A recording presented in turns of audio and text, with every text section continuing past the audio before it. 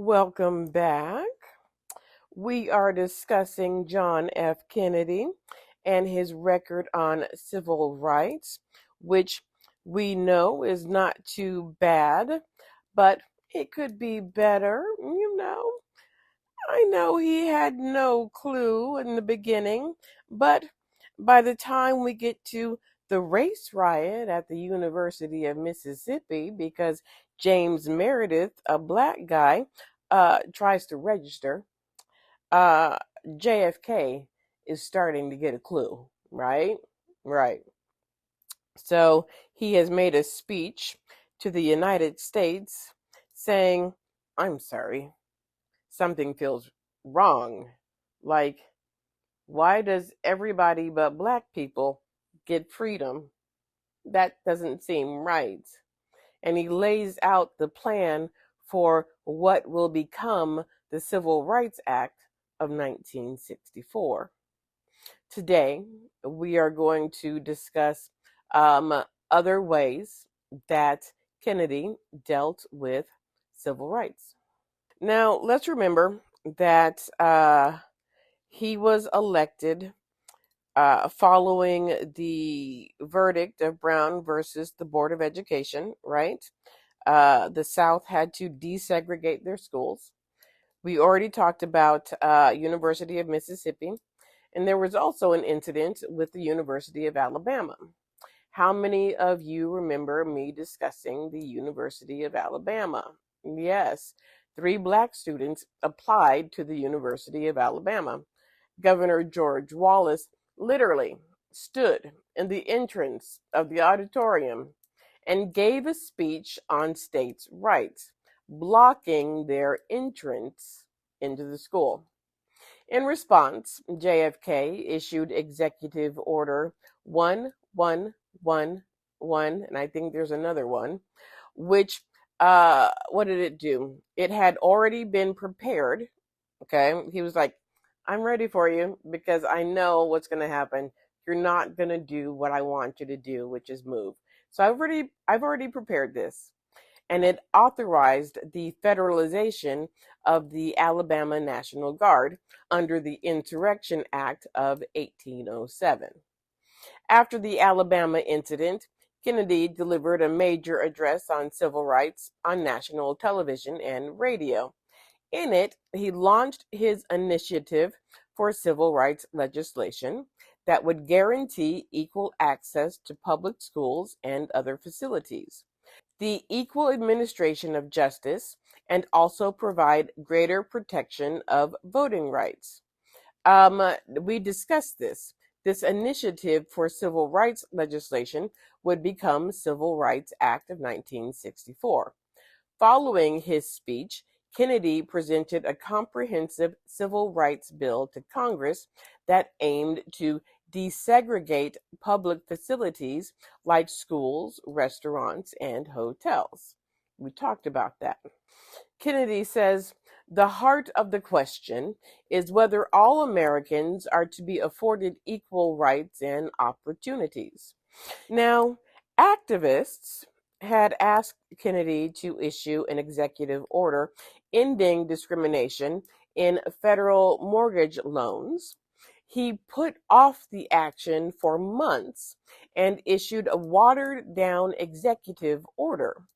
In November, Kennedy signed Executive Order 11063, prohibiting racial discrimination in federally supported housing or related facilities. I have to say that Kennedy was ingenious when it came to getting some civil rights legislation passed. You see, the problem was that when civil rights legislation hit Congress floor, Southern Democrats would filibuster it, and it inevitably would not get passed. Case in point, the anti-lynching legislation. It has been in existence since 1900, and at this point in time, it had not passed. It kept getting filibustered by Southern congressmen. same as the anti-poll tax legislation. You remember the poll tax? It was one of several laws that had been enacted by states across the South to disenfranchise and marginalize Black citizens from politics without undeniably violating the 15th Amendment. Well, Kennedy had an idea about the poll tax. He's like, I have an idea. Kennedy put his support behind a proposed constitutional amendment instead of legislation. He considered the constitutional amendment the best way to avoid a filibuster, as the claim that federal abolition of the poll tax was unconstitutional would be moot. And ladies and gentlemen, that's how we got the 24th Amendment. Kennedy was like, I think this is a better idea. Yeah? Yeah, let's do this instead. It was passed by both houses of Congress in August of 1962 and ratified on January 23rd, 1964. Fun fact, initially, Kennedy opposed the March on Washington. You know the one, the I Have a Dream March on Washington. He feared that it would negatively affect the prospects for the civil rights bills pending in Congress. His fears were made worse by FBI Director J. Edgar Hoover. Hoover presented Kennedy with reports that some of the civil rights leaders, Martin Luther King Jr.'s close advisors, specifically Jack Odell and Stanley Levison, were communists. Remember, to be for Black civil rights meant you were a communist. So we know that these were lies. During this time, the FBI and the CIA made things up about Black civil rights leaders to discredit them. Yeah. Kennedy was like, yeah, I kind of don't care. So, whatever. Another fun fact, Kennedy gave written approval for limited wiretapping of Martin Luther King Jr.'s phones on a trial basis for a month or so. It was Hoover who extended it so his men could look for evidence in any areas of King's life they deemed worthy. After the successful conclusion of the March on Washington, Kennedy invited civil rights leaders to the White House, where they discussed the need for bipartisan support of civil rights legislation. The fight for civil rights continued through the 60s and grew more violent.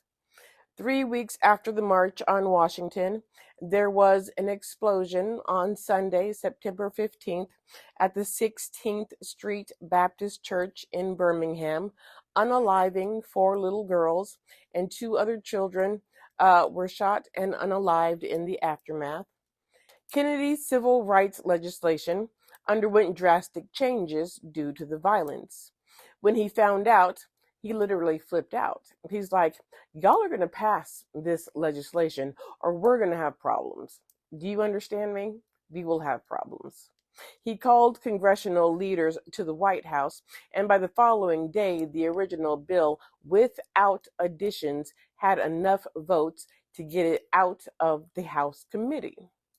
But he would not live to see the passage of the Civil Rights Act of 1964.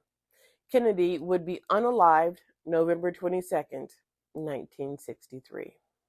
Lyndon B. Johnson would sign the Civil Rights Act of 1964 into law in July of 1964. The act outlawed discrimination based on race, color, religion, sex, and national origin.